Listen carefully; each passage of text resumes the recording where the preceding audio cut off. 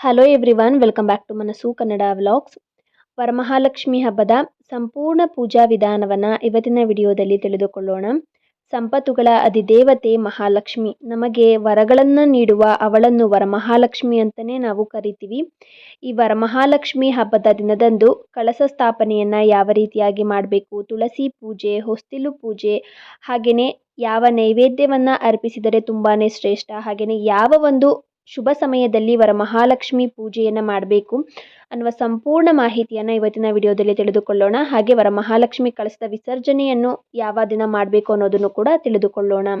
ವರಮಹಾಲಕ್ಷ್ಮಿ ಹಬ್ಬದ ದಿನ ಬೆಳಿಗ್ಗೆ ತುಂಬಾ ಬೇಗನೆ ಎದ್ದೇಳಿ. ಯಾಕೆಂದರೆ ನೀವು ಎಷ್ಟು ಬೇಗ ಎದ್ದು ನೀವು ಎಲ್ಲ ಸಿದ್ಧತೆಯನ್ನು ಮಾಡ್ಕೊಳ್ತೀರೋ ಅಷ್ಟು ಬೇಗ ನೀವು ಲಕ್ಷ್ಮೀ ಪೂಜೆಯನ್ನು ಮನೆಯಲ್ಲಿ ಮಾಡ್ಬೋದು.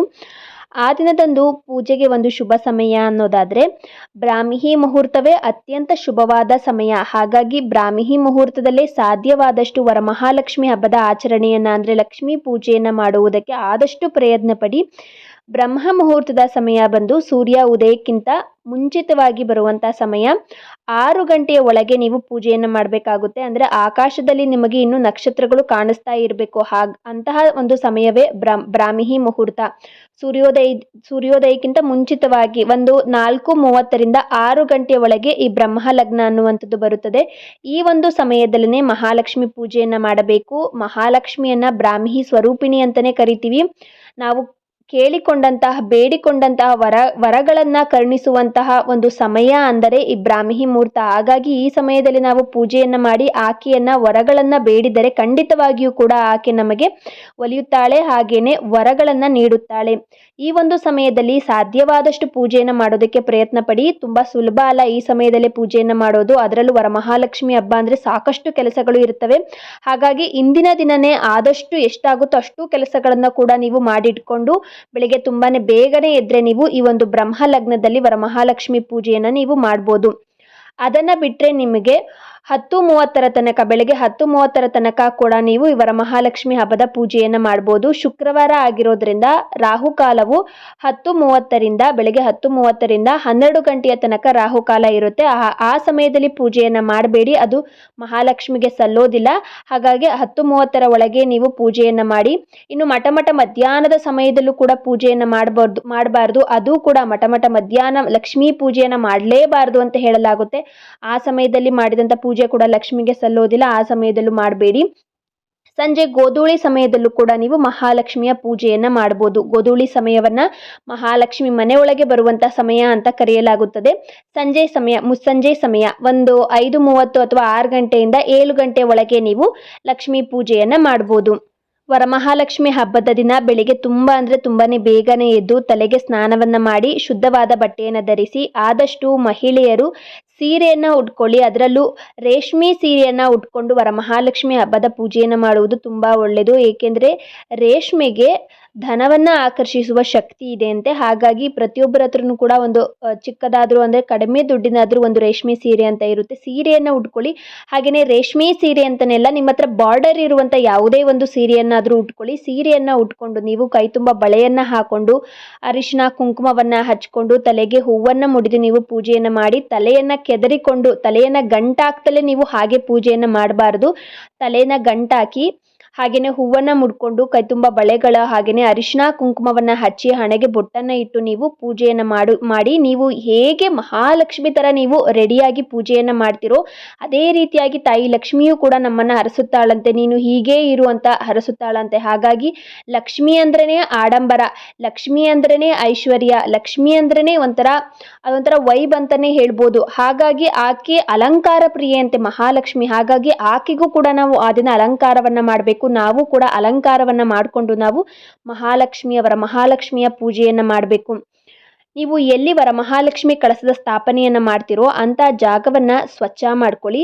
ಅಲ್ಲಿ ನೀವು ಕಳಸದ ಸ್ಥಾಪನೆಯನ್ನು ಮಾಡಬೇಕಾಗುತ್ತೆ. ಹಸುವಿನ ಗಂಜಲ ಅಥವಾ ಗಂಗಾಜಲವನ್ನು ಹಾಕಿ ಜಾಗವನ್ನು ಸ್ವಚ್ಛ ಮಾಡಿಕೊಂಡು ಅಲ್ಲಿ ನೀವು ಕಳಸದ ಸ್ಥಾಪನೆಯನ್ನು ಮಾಡಿ. ನೀವು ದೇವರ ಮನೆಯಲ್ಲೂ ಕೂಡ ಜಾಗ ತುಂಬ ದೊಡ್ಡದಾಗಿದೆ ಅಂದರೆ ಅಲ್ಲೂ ಕೂಡ ವರಮಹಾಲಕ್ಷ್ಮಿ ಕಳಸದ ಸ್ಥಾಪನೆಯನ್ನು ಮಾಡಿ ಪೂಜೆಯನ್ನು ಮಾಡ್ಬೋದು. ಕಳಸ ಸ್ಥಾಪನೆಯನ್ನು ಹೇಗೆ ಮಾಡಬೇಕು ಅಂದರೆ ಒಂದು ತಟ್ಟೆಯನ್ನು ಇಡಿ. ತಟ್ಟೆ ಅಥವಾ ಬಾಳೆ ಎಲೆಯನ್ನು ಕೂಡ ಇಡ್ಬೋದು. ತಟ್ಟೆ ನೀವು ಪ್ಲಾಸ್ಟಿಕ್ ತಟ್ಟೆಯನ್ನು ಉಪಯೋಗ ಮಾಡಬೇಡಿ, ಬಾಳೆ ಎಲೆಯನ್ನಾದರೂ ನೀವು ಉಪಯೋಗ ಮಾಡ್ಬೋದು.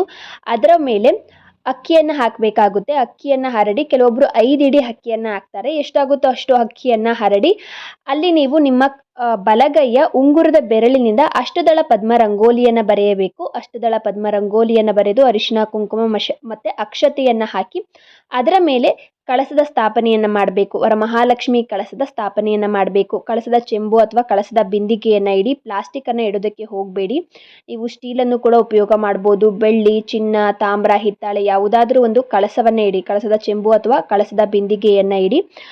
ಕಳಸದ ಒಳಗೆ ನೀವು ಶುದ್ಧವಾದ ನೀರನ್ನು ಹಾಕಬೇಕು. 3/4 ಭಾಗದಷ್ಟು ಶುದ್ಧವಾದ ನೀರನ್ನು ಹಾಕಿ, ಹಾಗೆಯೇ ಮಂಗಳಕರವಾದ ವಸ್ತುಗಳು, ದ್ರವ್ಯಗಳನ್ನು ವರಮಹಾಲಕ್ಷ್ಮಿ ಕಳಸಕ್ಕೆ ಹಾಕಬೇಕಾಗುತ್ತೆ. ಏನು ಅಂದರೆ ಅರಿಶಿನ ಕುಂಕುಮವನ್ನು ಹಾಕಿ, ಅಂದರೆ ಚಿಟಿಕೆಯಷ್ಟು ಅರಿಶಿನ ಮತ್ತು ಕುಂಕುಮವನ್ನು ಹಾಕಿ, ಅಕ್ಷತೆಯನ್ನು ಹಾಕಿ, ಕೆಂಪು ಹೂಗಳನ್ನು ಹಾಕಿ ಅಥವಾ ಬಿಳಿ ಹೂಗಳನ್ನು ಕೂಡ ಹಾಕ್ಬೋದು. ಹಾಗೆ ಜೊತೆಗೆ ₹1 ಕಾಯಿನನ್ನು ಹಾಕಿ, ಬೆಳ್ಳಿದಿದ್ರೆ ಬೆಳ್ಳಿದೆ ಹಾಕಿ, ಹಾಗೆಯೇ ಒಂದು ಬೆಳ್ಳಿದು ಅಥವಾ ಚಿನ್ನದು ನಿಮ್ಮ ಹತ್ರ ಉಂಗುರ ಇದ್ದರೆ, ಅಥವಾ ಉಂಗುರ ಅಂತನೆಲ್ಲ ಚಿಕ್ಕದಾದರೂ ಏನಾದರೂ ಬೆಳ್ಳಿದು ಅಥವಾ ಚಿನ್ನದು ಒಂದು ಒಡವೆ ಇತ್ತು ಅಂದರೆ ಅದನ್ನು ಕೂಡ ಹಾಕಿ, ಹಾಗೆಯೇ ಒಂದು ಬಟ್ಟಲು ಅಡಿಕೆಯನ್ನು ಹಾಕಿ, 6 ಗೋಮತಿ ಚಕ್ರ, 6 ಕವಡೆಯನ್ನು ಹಾಕಿ, 6 ಒಣ ಖರ್ಜೂರ, 6 ಗೋಡಂಬಿ, 6 ಬಾದಾಮಿ, ಹಾಗೆಯೇ ಸ್ವಲ್ಪ ಪಚ್ಚ ಕರ್ಪೂರ, ಹಾಗೆಯೇ ಸ್ವಲ್ಪ ಕೆಂಪು ಕಲ್ಲು ಸಕ್ಕರೆಯನ್ನು ಹಾಕಬೇಕಾಗುತ್ತೆ. ಇದಿಷ್ಟು ಮಂಗಳ ದ್ರವ್ಯಗಳನ್ನು ಕೂಡ ವರಮಹಾಲಕ್ಷ್ಮಿ ಕಳಸದ ಒಳಗೆ ಹಾಕಿ ಕಳಸಕ್ಕೆ ವೀಳ್ಯದೆಲೆ ಅಥವಾ ಮಾವಿನ ಎಲೆಯನ್ನು ಇಡಬೇಕಾಗುತ್ತೆ. 5 ವೀಳ್ಯದೆಲೆಯನ್ನು ಇಡ್ಬೋದು, ಅಥವಾ 9 ವೀಳ್ಯದೆಲೆಯನ್ನು ಇಡ್ಬೋದು, ಅಥವಾ ವೀಳ್ಯದೆಲೆ ಮಾವಿನೆಲೆ ಎರಡನ್ನು ಸೇರಿಸಿ ಕೂಡ ನೀವು ಇಡ್ಬೋದು.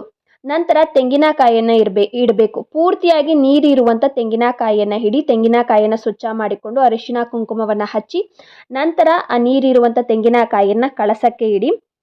ಹಾಗೆಯೇ ನಿಮ್ಮಲ್ಲಿ ಏನಾದರೂ ಮಹಾಲಕ್ಷ್ಮಿ ಅಂದರೆ ಲಕ್ಷ್ಮಿಯ ಮುಖವಾಡ ಇತ್ತು ಅನ್ನೋದಾದರೆ ಮುಖವಾಡವನ್ನು ಕೂಡ ನೀವು ತೆಂಗಿನಕಾಯಿಗೆ ಕಟ್ಟಿ, ಹಾಗೆಯೇ ಗೆಜ್ಜೆ ವಸ್ತ್ರವನ್ನು ಹಾಕಿ ಆ ಮುಖವಾಡವನ್ನು ಕೂಡ ಅಲಂಕಾರವನ್ನು ಮಾಡ್ಕೊಳ್ಳಿ. ಅರಿಶಿನ ಕುಂಕುಮದಿಂದಲೇ ಅಲಂಕಾರವನ್ನು ಮಾಡ್ಕೊಳ್ಳಿ. ಸ್ಟಿಕ್ಕರು, ಬೊಟ್ಟು ಈ ಥರದ್ದೆಲ್ಲ ಏನು ಇಡೋದಕ್ಕೆ ಹೋಗಬೇಡಿ. ಅರಿಶಿನ ಕುಂಕುಮದಿಂದಲೇ ಆ ಲಕ್ಷ್ಮಿಯ ಮುಖವಾಡವನ್ನು ಅಲಂಕಾರ ಮಾಡಿ ಇಟ್ಕೊಂಡಿರಿ. ಆ ಮುಖವಾಡವನ್ನು ಕಳಸದ ತೆಂಗಿನಕಾಯಿಗೆ ಕಟ್ಟಿ ಹೂಗಳನ್ನು ಹಾಕಿ, ಮರೆಯದೆ ಗೆಜ್ಜೆ ವಸ್ತ್ರವನ್ನು ಹಾಕಿ, ಹಾಗೆಯೇ ಮಾಂಗಲ್ಯವನ್ನು ಕೂಡ ತಪ್ಪದೆ ಹಾಕಲೇಬೇಕು.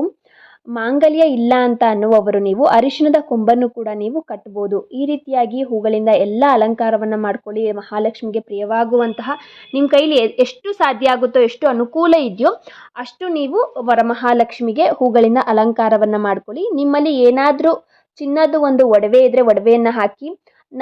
ನನಗೆ ಗೊತ್ತಿರೋ ಹಾಗೆ ಈ ತುಂಬ ಜನ ಆರ್ಟಿಫಿಷಿಯಲ್ ಒಡವೆಗಳನ್ನ ತುಂಬ ಲಕ್ಷ್ಮಿಗೆ ಹಾಕ್ಬಿಡ್ತಾರೆ ವರಮಹಾಲಕ್ಷ್ಮಿ ಹಬ್ಬದಂದು. ಸೊ ಅದೊಂದನ್ನು ಮಾಡೋದಕ್ಕೆ ಹೋಗಬೇಡಿ. ನಿಮ್ಮಲ್ಲಿ ಒಂದು ಚೈನು ಚಿನ್ನದಿದ್ರೂ ಸಹ ಪರವಾಗಿಲ್ಲ, ಅದನ್ನೇ ಹಾಕಿ ಸಾಕು. ಮಹಾಲಕ್ಷ್ಮಿಗೆ ದೊಡ್ಡದಾಗಿರುವಂಥ ಆರ್ಟಿಫಿಷಿಯಲ್ ನಕಲಿ ಒಡವೆಗಳನ್ನು ಹಾಕೋದಕ್ಕೆ ಹೋಗಬೇಡಿ. ಎಷ್ಟಿರುತ್ತೋ ನಿಮ್ಮ ಹತ್ರ ಒಂದೇ ಇದ್ರೂ ಸಾಕು, ಪರವಾಗಿಲ್ಲ. ಒಂದೇ ಒಂದು ಎಳೆ ಚಿನ್ನದಿದ್ರೂ ಪರವಾಗಿಲ್ಲ, ಅದನ್ನೇ ನೀವು ವರಮಹಾಲಕ್ಷ್ಮಿಗೆ ಹಾಕಿ. ನೀವು ಕಳಸಕ್ಕೆ ನೀರನ್ನು ಹಾಕ್ತಿರಲ್ಲ, ಆಗಲೇ ನೀವು ಗಂಗೆ ಪೂಜೆಯನ್ನು ಮಾಡ್ಕೊಳ್ಬೇಕಾಗುತ್ತೆ. ಗಂಗೆ ಪೂಜೆಯನ್ನು ಮಾಡಿ ನಂತರ ನೀವು ವೀಳ್ಯದೆಲೆ ಮತ್ತು ಮಾವಿನೆಲೆ ಹಾಗೆಯೇ ತೆಂಗಿನಕಾಯಿನ ಇಟ್ಟು ಎಲ್ಲ ಅಲಂಕಾರವನ್ನು ಮಾಡ್ಕೊಳ್ಳಿ. ನೈವೇದ್ಯವನ್ನು ಕೂಡ ಇಡಬೇಕಾಗುತ್ತೆ. ಏನಾದರೂ ಒಂದು ಸಿಹಿ ನೈವೇದ್ಯವನ್ನು ಇಡಿ. ಒಬ್ಬಟ್ಟನ್ನು ಇಡ್ತಾರೆ ವರಮಹಾಲಕ್ಷ್ಮಿ ಹಬ್ಬದಂದು. ಸೊ ನೀವು ಒಬ್ಬಟ್ಟನ್ನು ಕೂಡ ನೈವೇದ್ಯವಾಗಿ ಇಡಿ. ಅದನ್ನು ಬಿಟ್ಟರೆ ಹಾಲು, ಸಜ್ಜಿಗೆ, ಮುಖ್ಯವಾಗಿ 5 ನೈವೇದ್ಯಗಳನ್ನು ವರಮಹಾಲಕ್ಷ್ಮಿ ಹಬ್ಬದಂದು ಇಡ್ತಾರೆ. ಒಂದು ಬೆಲ್ಲದ ಅನ್ನ, ಚಿತ್ರಾನ್ನವನ್ನು ಇಡ್ತಾರೆ, ಪುಳಿಯೋಗರೆಯನ್ನು ಇಡ್ತಾರೆ, ಹಾಗೆಯೇ ಪಾಯಸವನ್ನು ಇಡ್ತಾರೆ, ಒಬ್ಬಟ್ಟನ್ನು ಕೂಡ ಇಡ್ತಾರೆ. ಹಾಗೆಯೇ ಅರಿಶಿನ ಜಾಸ್ತಿ ಹಾಕಿ ಮಾಡಿರುವಂಥ ಚಿತ್ರಾನ್ನ, ಬೆಲ್ಲದ ಅನ್ನ, ಪುಳಿಯೋಗರೆ ಆಗಿರ್ಬೋದು, ಹಾಗೆಯೇ ಪಾಯಸ ಆಗಿರ್ಬೋದು, ಸಜ್ಜಿಗೆ, ಈ ರೀತಿಯಾದ ನೈವೇದ್ಯಗಳನ್ನು ವರಮಹಾಲಕ್ಷ್ಮಿ ಹಬ್ಬದಂದು ನೀವು ಇಡ್ಬೋದು. ಆಮೇಲೆ ಹಣ್ಣುಗಳನ್ನು ಇಡಿ. ಒಂದು ತಟ್ಟೆಯಲ್ಲಿ ಹಣ್ಣುಗಳನ್ನು ಇಡಿ. ಜೊತೆಗೆ ಮಡಿಲಕ್ಕಿಯನ್ನು ಇಡಿ. ಒಂದು ತಟ್ಟೆಯಲ್ಲಿ ಅಕ್ಕಿಯನ್ನು ಹಾಕಿ, ಹಾಗೆ ಬ್ಲೌಸ್ ಪೀಸು ಅಥವಾ ಸೀರೆ ಇಡೋದಾದರೆ ಸೀರೆಯನ್ನು ಇಡಿ. ಹಣ್ಣುಗಳನ್ನು ಇಡಿ. ಒಂದು ಅಚ್ಚು ಬೆಲ್ಲವನ್ನು ಇಡಿ. ಅರಿಶಿನ ಕುಂಕುಮದ ಪ್ಯಾಕೆಟನ್ನು ಇಡಿ. ವೀಳ್ಯದೆಲೆ, ಅಡಿಕೆ, ಹಾಗೆಯೇ ದಕ್ಷಿಣೆಯನ್ನು ಇಡಿ. ಕೊಬ್ಬರಿ ಬಟ್ಟಲು, ಒಣ ಖರ್ಜೂರ, ಕಡಲೆ ಇವೆಲ್ಲವನ್ನು ಕೂಡ ಹಸಿರು ಬಳೆಯನ್ನು ಎಲ್ಲವನ್ನು ಕೂಡ ಮಡಿಲಕ್ಕಿಯಲ್ಲಿ ಇಡಿ. ನೀವು ಕಳಸಕ್ಕೇನೆ ಸೀರೆಯನ್ನು ಉಡಿಸೋದಾದರೆ ಬ್ಲೌಸ್ ಪೀಸನ್ನೇ ನೀವು ಮಡಿಲಕ್ಕಿಯಲ್ಲಿ ಇಡ್ಬೋದು. ಇಲ್ಲ ಕಳಸಕ್ಕೆ ಸೀರೆ ಉಡಿಸ್ತಾ ಇಲ್ಲ ಅಂತ ಅನ್ನುವವರು ಮಡಿಲಕ್ಕಿಯ ಒಳಗೆ ಕೂಡ ನೀವು ಸೀರೆಯನ್ನು ಇಡ್ಬೋದು. ವರಮಹಾಲಕ್ಷ್ಮಿ ಹಬ್ಬದಂದು ತುಂಬ ಜನ ಸೀರೆಯನ್ನು ಕೂಡ ಉಡಿಸ್ತಾರೆ. ನಿಮ್ಮ ಮನೆಯ ಪದ್ಧತಿ ಪ್ರಕಾರ ನಿಮಗೆ ಹೇಗೆ ಅನುಕೂಲ ಆಗುತ್ತೋ ಆ ರೀತಿಯಾಗಿ ನೀವು ಸೀರೆಯನ್ನು ಉಡಿಸಿ. ಇನ್ನು ನೈವೇದ್ಯವನ್ನು ಇಡಿ, ಹಾಗೆ ದೀಪಗಳನ್ನು ಕೂಡ ಹಚ್ಚಿಡಿ. ನಿಮಗೆ ಎಷ್ಟು ಅನುಕೂಲ ಇದೆಯೋ ಅಷ್ಟು ದೀಪಗಳನ್ನು ಹಚ್ಚಿಡಿ. ಕೆಲವೊಬ್ಬರು ತುಂಬ ವೆರೈಟಿ ಆಗಿರುವಂಥ, ಈಗೆಲ್ಲ ತುಂಬ ಡಿಸೈನ್ಸ್ ಬಂದಿದೆ ದೀಪಗಳಲ್ಲೇ. ಕಾಮಾಕ್ಷಿ ದೀಪದಲ್ಲೇ ಹಲವಾರು ಡಿಸೈನ್ಸ್ ಬಂದಿದೆ. ಕಾಮಾಕ್ಷಿ ದೀಪವನ್ನು ಹಚ್ತಾರೆ, ಒಬ್ಬರು ಉಪ್ಪಿನ ದೀಪವನ್ನು ಹಚ್ತಾರೆ, ಹಲವಾರು ದೀಪಗಳನ್ನು ಹಚ್ಚಿಡ್ತಾರೆ. ಮರೆಯದೆ ಅದೆಲ್ಲ ದೀಪಗಳ ಜೊತೆಗೇನೆ ಮರೆಯದೆ 2 ತುಪ್ಪದ ದೀಪಗಳನ್ನು ಹಚ್ಚಿಡಿ. ನೀವೆಷ್ಟೇ ದೀಪಗಳನ್ನು ಹಚ್ಚಿಡಿ, ಅದರ ಜೊತೆಗೇನೆ 2 ತುಪ್ಪದ ದೀಪಗಳನ್ನು ಹಚ್ಚಿಡಿ. ಮೊದಲಿಗೆ ಗಣಪತಿಗೆ ಪೂಜೆಯನ್ನು ಮಾಡಬೇಕಾಗುತ್ತೆ. ಹಾಗಾಗಿ ನಿಮ್ಮಲ್ಲಿ ಗಣಪತಿಯ ವಿಗ್ರಹ ಅಥವಾ ಫೋಟೋ ಇದ್ದರೆ ನೀವು ಪೂಜೆಯನ್ನು ಮಾಡೋದಕ್ಕೆ ಸಿದ್ಧತೆಯನ್ನು ಮಾಡ್ಕೊಳ್ಳಿ. ವಿಗ್ರಹ ಇಲ್ಲ, ಫೋಟೋನು ಇಲ್ಲ ಅನ್ನುವವರು ಅರಿಶಿನದಿಂದ ಅಥವಾ ಹಸುವಿನ ಸಗಣಿಯಿಂದ ಗಣಪನನ್ನು ಮಾಡಿಟ್ಟು ನೀವು ಗೆಜ್ಜೆ ವಸ್ತ್ರವನ್ನು ಹಾಕಿ, ಅಂಗ್ನೂಲನ್ನು ಹಾಕಿ, ಗರಿಕೆಯನ್ನು ಇಟ್ಟು ನೀವು ಪೂಜೆಯನ್ನು ಮಾಡಬೇಕು. ಮೊದಲಿಗೆ ಗಣಪತಿಗೆ ಪೂಜೆಯನ್ನು ಸಲ್ಲಿಸಬೇಕು. ಹಾಗಾಗಿ ಗಣಪತಿಯ ಫೋಟೋ ಅಥವಾ ವಿಗ್ರಹವನ್ನು ನೀವು ಇಡಲೇಬೇಕಾಗುತ್ತೆ. ಇನ್ನು ಹೊಸ್ತಿಲು ಪೂಜೆಯನ್ನು ಮಾಡ್ಕೊಳ್ಳಿ. ಹೊಸ್ತಿಲನ್ನು ಸ್ವಚ್ಛ ಮಾಡಿಕೊಂಡು ಅರಿಶಿನ ಕುಂಕುಮವನ್ನು ಹಚ್ಚಿ, ರಂಗೋಲಿಯನ್ನು ಹಾಕಿ, ಹೊಸ್ತಿಲಿನ ಅಕ್ಕಪಕ್ಕ 2 ದೀಪಗಳನ್ನು ಹಚ್ಚಿಟ್ಟು ಹೊಸ್ತಿಲು ಪೂಜೆಯನ್ನು ಮಾಡಿ, ನಂತರ ತುಳಸಿ ಗಿಡದ ಮುಂದೆ ಕೂಡ ಒಂದು ದೀಪವನ್ನು ಹಚ್ಚಿ, ರಂಗೋಲಿಯನ್ನು ಹಾಕಿ ನೀವು ತುಳಸಿಗೂ ಸಹ ಪೂಜೆಯನ್ನು ಸಲ್ಲಿಸಿ, ನಂತರ ಮನೆಯೊಳಗೆ ಬಂದು ನೀವು ನಿಮ್ಮ ಮನೆ ದೇವರಿಗೆ ಮೊದಲು ನೆನೆದು ದೀಪವನ್ನು ಹಚ್ಚಿಟ್ಟು, ನಂತರ ವರಮಹಾಲಕ್ಷ್ಮಿ ದೀಪವನ್ನು ಹಚ್ಚಿ ನೀವು ಪೂಜೆಯನ್ನು ಮಾಡಬೇಕು. ವರಮಹಾಲಕ್ಷ್ಮಿಗೆ ಪೂಜೆಯನ್ನು ಸಲ್ಲಿಸಿ, ಹಾಗೆ ಅರ್ಚನೆಯನ್ನು ಕೂಡ ಮಾಡ್ಬೋದು. ಲಕ್ಷ್ಮಿಯ ವಿಗ್ರಹ ಇರುವಂಥವರು ಅರ್ಚನೆಯನ್ನು ಕೂಡ ಮಾಡಿ, ವಿಗ್ರಹ ಇಲ್ಲದೇ ಇರುವವರು ಕೂಡ ಅರ್ಚನೆಯನ್ನು ಮಾಡ್ಬೋದು, ಕುಂಕುಮಾರ್ಚನೆಯನ್ನು ಮಾಡ್ಬೋದು. ಮಹಾಲಕ್ಷ್ಮಿಯ ಅಷ್ಟೋತ್ತರವನ್ನು ಹೇಳಿಕೊಂಡು ನೀವು 108 ಬಾರಿ ಅರ್ಚನೆಯನ್ನು ಮಾಡಿ, ಕುಂಕುಮಾರ್ಚನೆಯನ್ನು ಮಾಡಿ. ವಿಗ್ರಹ ಇರುವಂಥವರು ಕಳಸದ ಮುಂಭಾಗದಲ್ಲಿ ವಿಗ್ರಹವನ್ನು ಒಂದು ತಟ್ಟೆಯಲ್ಲಿ ಇಟ್ಟು ನೀವು ಕುಂಕುಮಾರ್ಚನೆಯನ್ನು ಮಾಡಿ. ವಿಗ್ರಹ ಇಲ್ಲ ಅನ್ನುವವರು ಒಂದು ತಟ್ಟೆಯಲ್ಲಿ ವೀಳ್ಯದೆಲೆಯನ್ನು ಇಟ್ಟು ಕುಂಕುಮಾರ್ಚನೆಯನ್ನು 108 ಬಾರಿ ಮಹಾಲಕ್ಷ್ಮಿ ಅಷ್ಟೋತ್ತರವನ್ನು ಹೇಳಿಕೊಂಡು ಕುಂಕುಮಾರ್ಚನೆಯನ್ನು ಮಾಡ್ಬೋದು.